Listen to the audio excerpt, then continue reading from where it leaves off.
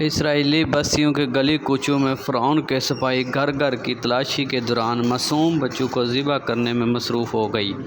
یہ وہ وقت تھا جب بنی اسرائیل کی بستی میں 2 بچے پیدا ہوئے۔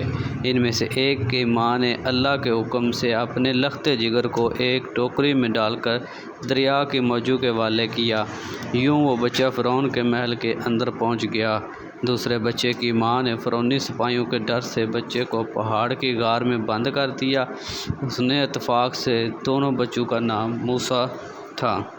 فرعون کے محل میں پہنچنے والا بچہ موسیٰ بن عمران تھے، جن کی پرورش فرعون کے عظیم الشان محل میں ہوئی اور فرعون کے ہاتھوں میں ہوئی، جبکہ دوسرے بچے کا نام موسیٰ بن ظفر تھا۔ پہاڑ کے بند غار میں اس کی پرورش حضرت جبرائیل امین نے کی۔ اللہ کے دشمن فرعون کی سرپرستی میں پلنے والا بچہ نبوت کی عظیم منصب پر فائز ہوا، جبکہ روح الامین حضرت جبرائیل کے ہاتھوں میں پرورش پانے والا بچے کی علامت بن کر تاریخ کے برالفاظ سے یاد کیا جانے لگا۔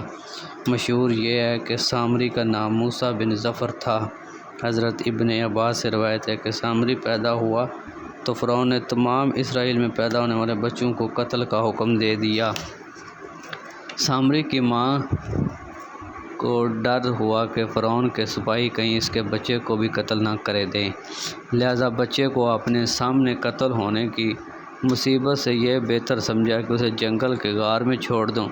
چنانچہ سامری کی ماں نے سامری کو ایک غار میں اندر ڈال کر غار کا منہ پتھر سے بند کر دیا۔ ادھر اللہ تعالیٰ نے حضرت جبرائیل امین کو سامری کی حفاظت اور غذا دینے پر عبور کر دیا۔ حضرت جبرائیل امین اپنی ایک انگلی پر شہد، ایک پر مکھن اور ایک پر دودھ لاتے اور اس بچے کو چٹا دیتے، یہاں تک کہ وہ بچہ غار میں ہی پل کر بڑا ہو گیا۔ بعض روایت کے مطابق سامری اعلیٰ فرعون کے قطبی تھا، جو حضرت موسیٰ کے پڑوس میں رہتا تھا۔ آپ پر ایمان بھی لے آیا تھا۔ جب حضرت موسیٰ بنی اسرائیل کو لے کر مصر سے نکلے تو سامری بھی آپ کے ساتھ ہو لیا۔ بعض روایت میں یہ ہے کہ وہ اسرائیل کے قبیلہ سامرا کا رئیس تھا۔ قبیلہ سامرا شام کا ایک مشہور قبیلہ تھا۔ حاشیہ قرطبی میں یہ سامری ہندوستان کا ہندو تھا جو گائے کی عبادت کیا کرتا۔ وہ موسیٰ پر ایمان لے آیا لیکن بعد میں کفر کی طرف گیا، یا پہلے سے ہی اس نے منافقانہ طور پر اسلام قبول کیا۔ جب اللہ نے حضرت موسیٰ اور بنی اسرائیل کو قطبی کے ہاتھوں سے آزادی دے دی، یعنی حضرت موسیٰ اور آپ کے ماننے والے لوگوں کو اللہ پاک نے فرعون کے ہاتھوں سے نجات دے دی اور فرعون کو سمندر کے اندر غرق کر دیا۔ اس دوران سامری جادوگر بھی حضرت موسیٰ کے قافلے میں موجود تھا۔ یوں سامری بھی حضرت موسیٰ علیہ السلام کے ساتھ اس دریا کو بحفاظت پار کر لیا۔ حضرت موسیٰ فرعون کے غرق ہونے کے بعد بنی اسرائیل کے ساتھ بحیرہ احمر پار کر کے وادی سینا کی جانب چلے۔ اللہ نے بنی اسرائیل کو اور حضرت موسیٰ کو آسمانی کے لیے ایک کتاب دینے کا فیصلہ کیا۔ انہوں نے 3 راتوں کے لیے کوہ طور پر بلا لیا گیا، جہاں مزید 10 راتوں کے ساتھ 40 راتیں کاٹی گئیں۔ حضرت موسیٰ نے کوہ طور پر جانے سے پہلے اپنے بھائی حضرت ہارون کو اپنا جانشین مقرر کر دیا۔ حضرت ہارون بھی اللہ تعالیٰ کے نبی تھے۔ جب حضرت موسیٰ بنی اسرائیل کے ساتھ کوہ طور پر چلے گئے تو حضرت ہارون بنی اسرائیل کو نصیحت فرماتے رہتے۔ ایک دن حضرت ہارون نے بنی اسرائیل کے لوگوں کو خطاب کرتے ہوئے فرمایا، اے لوگو، تم لوگ جب مصر سے نکلے تھے تو تمہارے پاس فرعون کا زیور اور بہت ساری امانتیں محفوظ تھیں، جبکہ تمہارے پاس اپنے بھی بہت سارے زیور محفوظ ہیں۔ فرعون کا سونا اور چاندی تم لوگوں پر حلال نہیں، اور نہ ہی اب تم لوگ ان کو واپس کر سکتے ہیں۔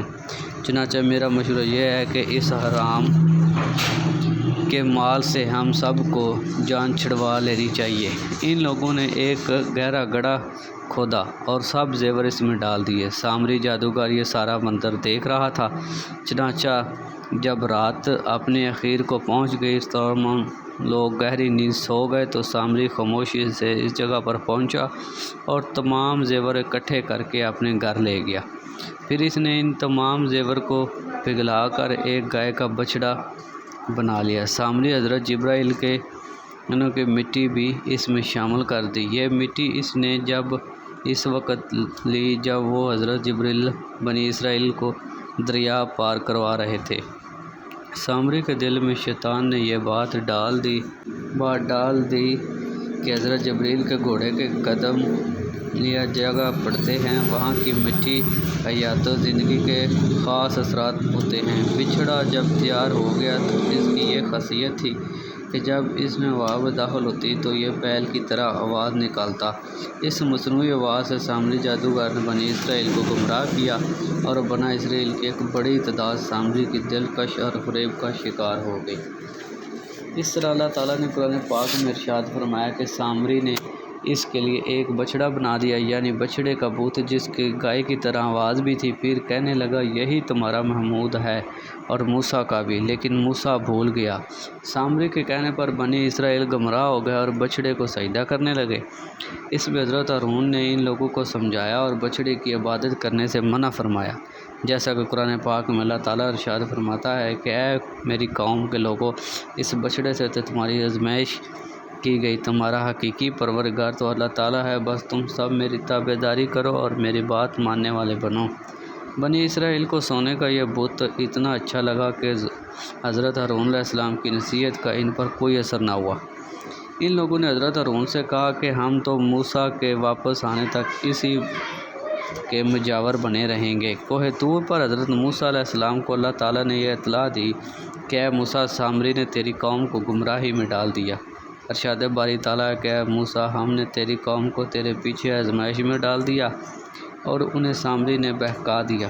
جب اللہ تعالیٰ نے حضرت موسیٰ کو اس بات کی اطلاع دی تو حضرت موسیٰ سخت غم اور غصے میں آ گئے، کیونکہ ان کی قوم نے ان سے وعدہ کیا تھا کہ وہ کوہ طور سے واپسی آنے تک اللہ تعالیٰ کی عبادت کرتے رہیں گے، لیکن نہ تو انہوں نے حضرت موسیٰ کی واپسی کا انتظار کیا اور نہ ہی حضرت ہارون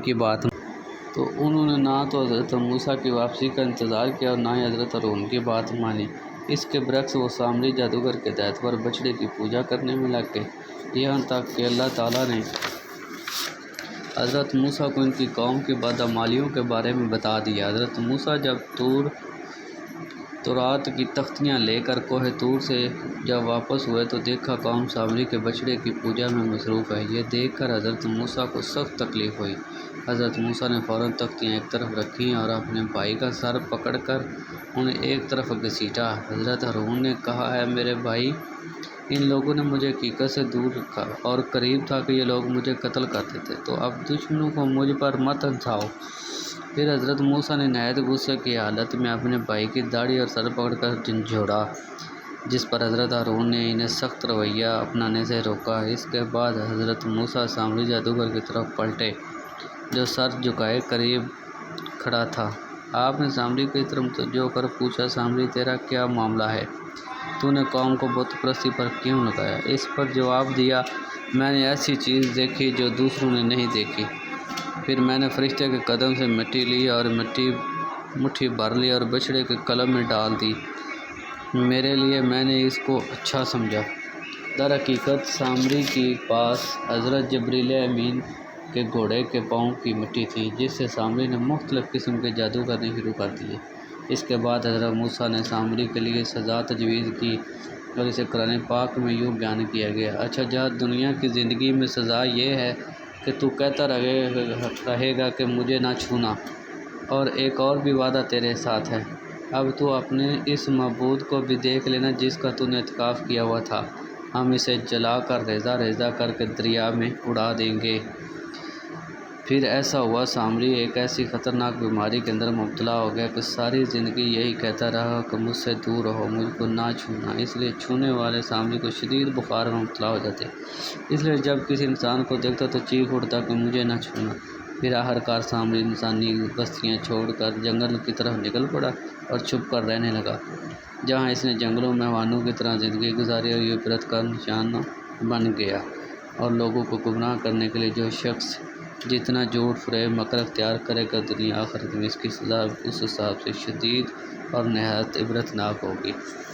دوستو، اگر آپ کو ویڈیو پسند آئی تو لائک اور شیئر ضرور کریں، کمنٹ کرنا مت بھولیں۔ اور چینل کو سبسکرائب ضرور کریں۔ نئے آنے والے دوستوں سے گزارش ہے کہ چینل کو لازمی سبسکرائب کر دیں۔ دوستو اس کہانی سے ہمیں سبق یہ ملتا ہے کہ جتنا جھوٹ اور فریب مکر استعمال کیا جائے خود کو بڑا پن دکھانے کے لیے، اس سے اتنے ہی زیادہ نشان اور عبرت کا نشان کا سامنا کرنا پڑتا ہے۔ دنیا اور آخرت میں زندگی تباہ و برباد ہو جاتی ہے۔ اللہ کی ایک نافرمانی انسان کو ذلیل کر دیتی ہے۔ اس لیے ویڈیو کے ساتھ جڑے رہنے کے لیے شکریہ آپ لوگوں کا، اور اگلی ویڈیو کے لیے بیل آئیکن کو پریس ضرور کر دیں تاکہ ہماری نئی آنے والی ویڈیو کا نوٹیفیکیشن آپ تک بآسانی سے پہنچ جائے۔